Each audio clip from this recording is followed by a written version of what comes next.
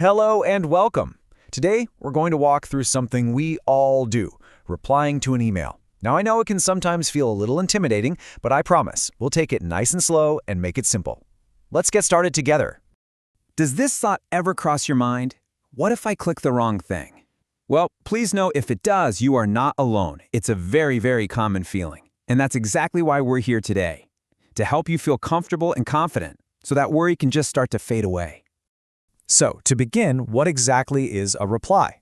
Honestly, it helps to think of it as just a conversation.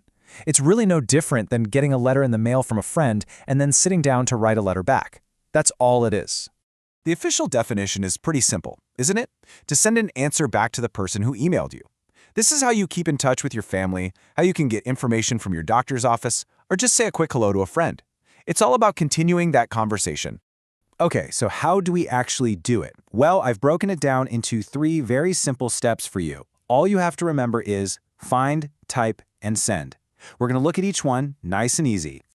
That's really it. Just 3 little things to remember. First, we'll find the reply button. Second, we'll type our message. And third, we'll send it off. So let's start with that very first step. All right, step 1. We need to find the reply button.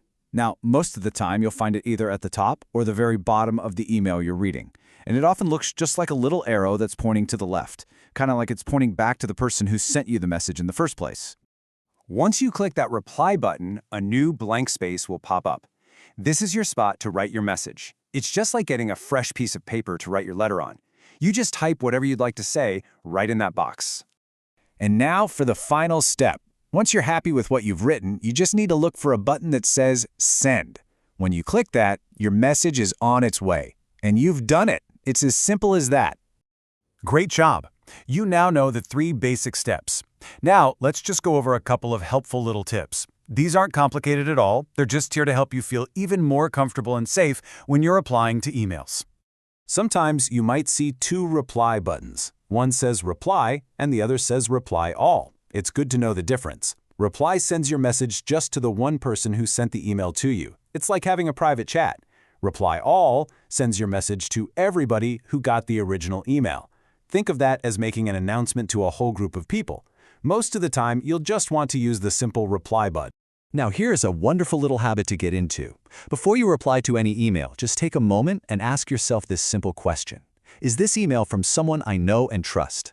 Taking that little pause is a great way to stay safe. And here are a few more things that help you feel in charge.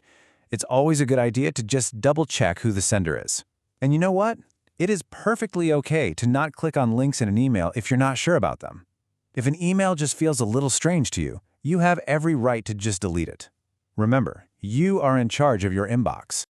I want to share something that's really important. Everyone, and I mean everyone, makes mistakes when they're learning something new. Maybe you'll send an email before you're finished typing, or you'll notice a typo later. That is perfectly okay. It happens to all of us. Mistakes are just part of the learning process, so please be gentle with yourself. Look at what you've just learned. Being able to reply to an email is such a wonderful first step. Every time you do it, you're building your confidence, little by little, and that is something to be very proud of. I want to leave you with this thought. You are so capable of learning this, and the best part is you can learn at your own pace. There is no rush, and you are not behind. You're right where you need to be. If you found this lesson helpful, please subscribe to Tech Made Easy for Seniors. We have more simple and confidence-building technology lessons just for you.